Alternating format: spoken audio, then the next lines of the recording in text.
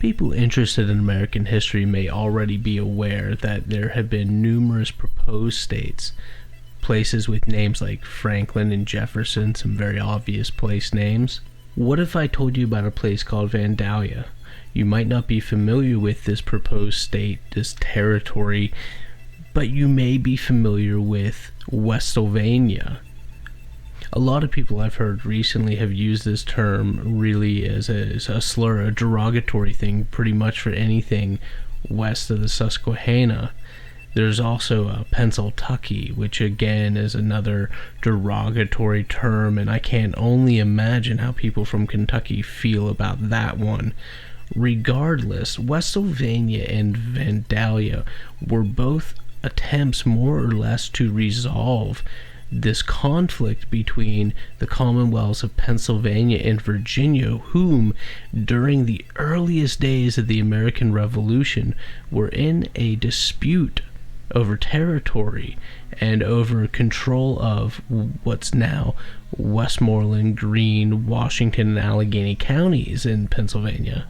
The contentious construction of Pennsylvania's western border was, at the time, what some feared would lead to an early American Civil War prior to our really getting a foot on an established nation.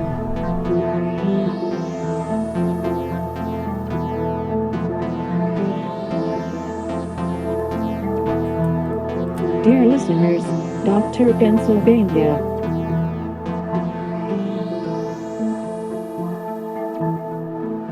If you've been driving in Erie County, maybe you've noticed the historical marker signifying where the old state line road was, and even if you failed American history class, you're probably familiar with the Mason-Dixon line, which constructs Pennsylvania's southern border and is a very contentious mile marker which played a big role in the events what led up to the American Civil War. So even in the earliest days of the United States and prior to that, during the colonial period, there was really a lot of fluctuation between the state borders due to bad surveying, due to different sort of charters. And Pennsylvania is not unique in the disputes we've had with, say, New York and Connecticut, Maryland. But the most interesting one to me is the one that we had with the Commonwealth of Virginia, whose sea-to-sea charter ran a line from the Atlantic to the Pacific, even though that really hadn't been mapped out very well past the Mississippi at that point. Regardless, just as the Mason-Dixon line plays that role in the events of the American Civil War, the leading up to and the demarcation between the United States and the Confederacy, so too does the border of western Pennsylvania, and the contentious construction of which was a series of events which some people at that time believed would ultimately lead to a civil dispute prior to really the country being formed. And this all starts back in colonial times when the charters were first made. The charter for the Commonwealth of Virginia was a sea-to-sea charter, which had a precedent. And basically, it means that Virginia, with its eastern border on the Atlantic, would extend as a slice of the continent all the way to the Pacific Ocean. Pennsylvania, on the other hand, was granted a charter for what was in the province of Pennsylvania that was essentially 5 degrees longitude from the Delaware River. Now, prior to the declaration being signed, people were aware that there was some area in conflict. It really comes to a head during the American Revolution, however. Pennsylvania, despite some of its people like Benjamin Rush and obviously Ben Franklin, a lot of Pennsylvania and the culture of Pennsylvania isn't very much involved in the war in some ways. And in western Pennsylvania, which is sparsely populated at this time, really anywhere much further west of Chambersburg, There's just not a lot going on. And for a long time, this had been disputed with France. And so we have Forts Duquesne, Fort Le Boeuf, and Presque Isle. Basically, the I-79 corridor in western Pennsylvania was acmeed with French forts that would later be taken over, Fort Duquesne becoming Fort Pitt. I'm getting a little behind myself at this point. Regardless, not a lot of European settlers are in this part. Those that are either up in the Erie area or down by Fort Duquesne, which is now Fort Pitt. During the American Revolution, these people are detached from the population centers of Philadelphia and Boston and New York, and they're not as interested in becoming involved in this fight because they're going through the struggle of pioneering. The revolutionary government of the colonies tries to send people out to kind of muster support for the war and kind of get some troops out of it.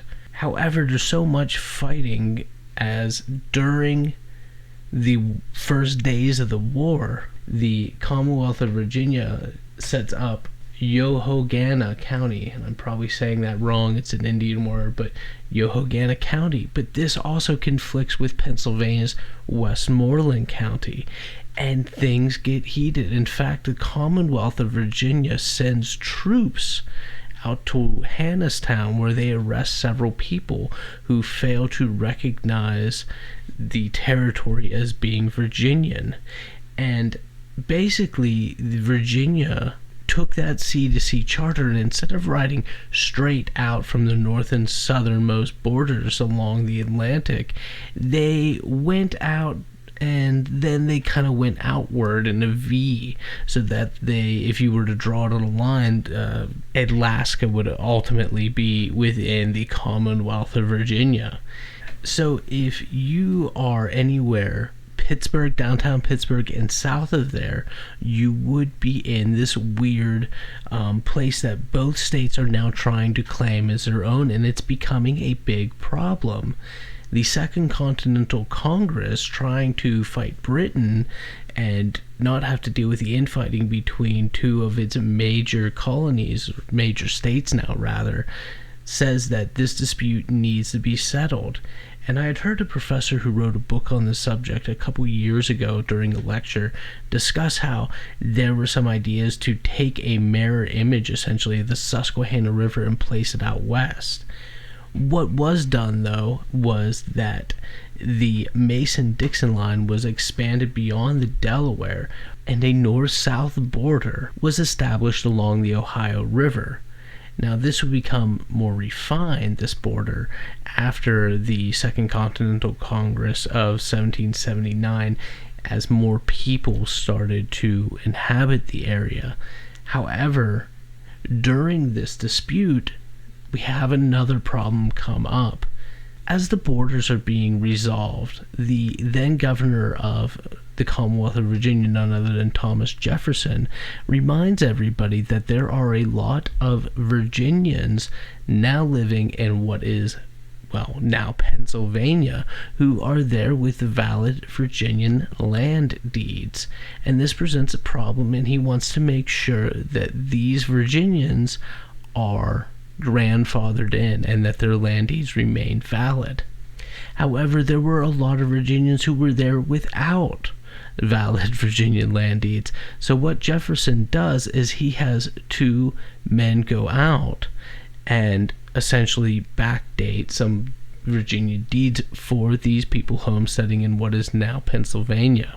The state government of Pennsylvania at this time is carving out Westmoreland County into more manageable Fayette and Washington counties, whose borders still exist today.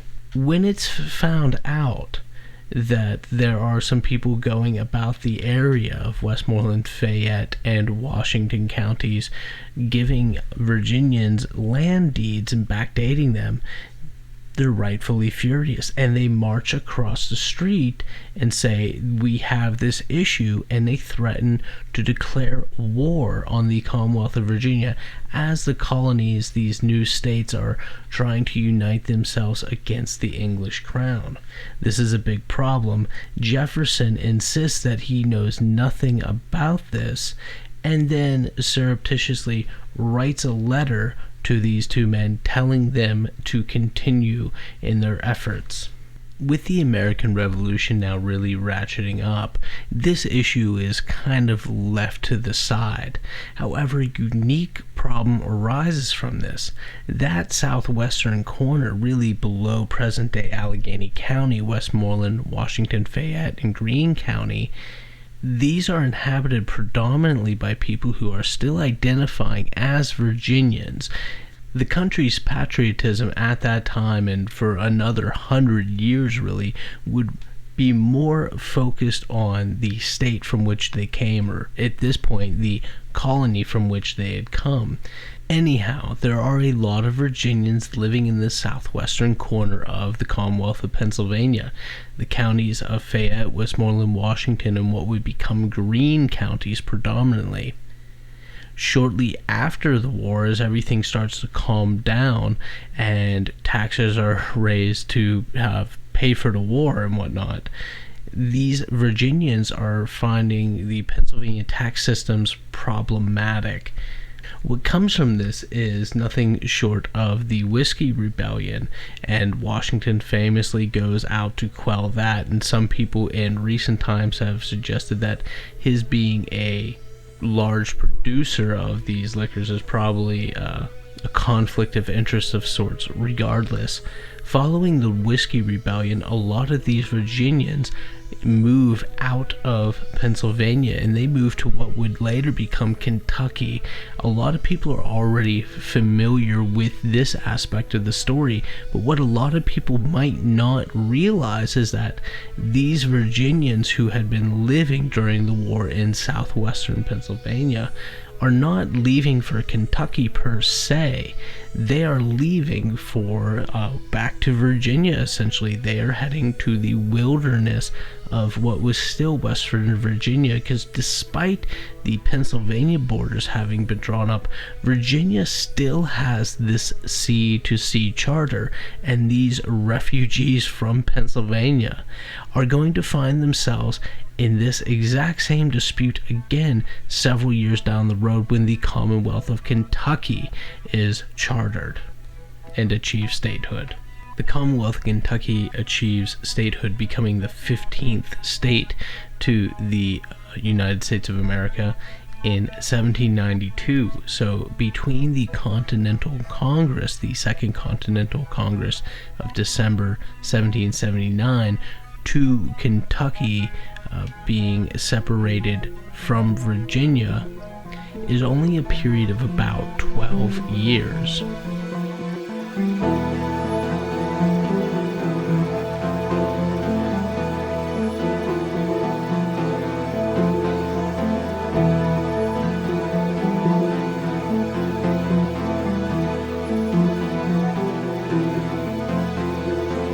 So I opened this up today talking about Vandalia and talking about Wessel Vania. So what are the stories with these two places? As I said, at least one of them was offered up as a compromise of sorts between Virginia and Pennsylvania, and essentially served as an attempt to resolve this border dispute between the two commonwealths. Vandalia was actually proposed during the colonial era and would have encompassed really the Ohio Valley area from the forks of the Ohio, what we now call Pittsburgh, at that confluence there downtown. However, some of the conflicts between Indian tribes in the area, specifically the French and Indian War and the Pontiac Rebellion, kind of slowed this down. The attempts to settle the Allegheny Valley specifically go back to the mid-18th century. Following the treaty at Fort Stanwix in 1760s, late 1760s, the British required the rebelling Indians, really the defending Indians, I guess you would say, to give the merchants in the area, the people who were trying to settle, a land grant. This would become known as the Indiana Grant and really constituted a lot of the traditional Iroquois hunting grounds. A lot of these merchants, which I mentioned earlier, formed a company called the Grand Ohio Company, and they received a large portion, collectively, the company, of the Indiana Grant. The earliest incarnation of attempts to create this, what would be the 14th colony, essentially, of Vandalia, the title was initially Pittsylvania, but in honor of Queen Charlotte, and probably in a way to petition the crown, essentially, they decided to go with the name Vandalia, as Queen Charlotte was thought to be descended from the Vandals. Not only were there other attempts to make this area, well, part of the Commonwealth of Virginia, and Pennsylvania still fighting for this region as well, Vandalia overlaps both of them. The American Revolution didn't help as well, and so Vandalia was never recognized as a colony, not by the Crown and not by the Continental Congress. During the war, some of the people petitioned the Continental Congress to recognize the area, but it never was, in part due to the border dispute, although I do believe some people suggested that Vandalia be adopted in order to kind of snub both Pennsylvania and Virginia. And a lot of the merchants and a lot of the people with some clout who are living in this area, they are disconnected from the population centers and from really the continental government, and so they are trying to solidify the power that they have and the representation they have.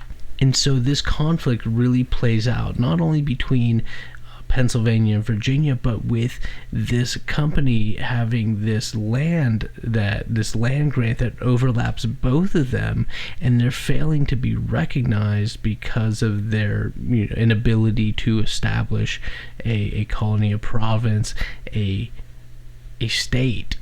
So it's welcome news when the Virginia and Pennsylvania borders are resolved by 1780, and it reinvigorates the proposals for what would become a 14th state in the hope of the proponents. And this is really where Wessel Vania starts taking over. So a lot of people living in this area, remember, a lot of their complaint is they're not getting representation in this new government because they are living on the outskirts of it, and they are still having regular skirmishes with the indigenous people who are being pushed further and further west. And the argument starts getting a lot of traction until in 1782, just a couple years, really less than 2 years after the Pennsylvania-Virginia skirmish is resolved, a man named Brackenridge, Hugh Brackenridge, who has the name Brackenridge should be familiar to people in and around Pittsburgh. Anyway, he's living in Pittsburgh where he has a law practice, and he and a few like-minded colleagues are very much for this central government and this United States of America, and they are a little cautious, probably cautious, not strong enough a word, about these people living on the frontier just south of Pittsburgh who are really pushing to already start carving out and further dividing these 13 new states. And so Brackenridge and some supporters petitioned the government to declare that any sort of action to try to separate and divide states outside of Congress. And so Brackenridge goes to the government, this new government, and essentially pushes that anybody outside of those halls who is trying to carve out and create a new state, he pushes for that to be declared a treasonous act. So anybody who would try to continue to promote this land grant, this Indiana grant, and try to establish a 14th state, that being Wessel Vania, this is now an act of treason in this young nation, who are going to be very quick to act out again to try to quell any sort of further rebellion, as we see with the Whiskey Rebellion later on. And so really anybody who is petitioning for the recognition of Wessel Vania now could be put to death as a traitor. And this really stops the conversation.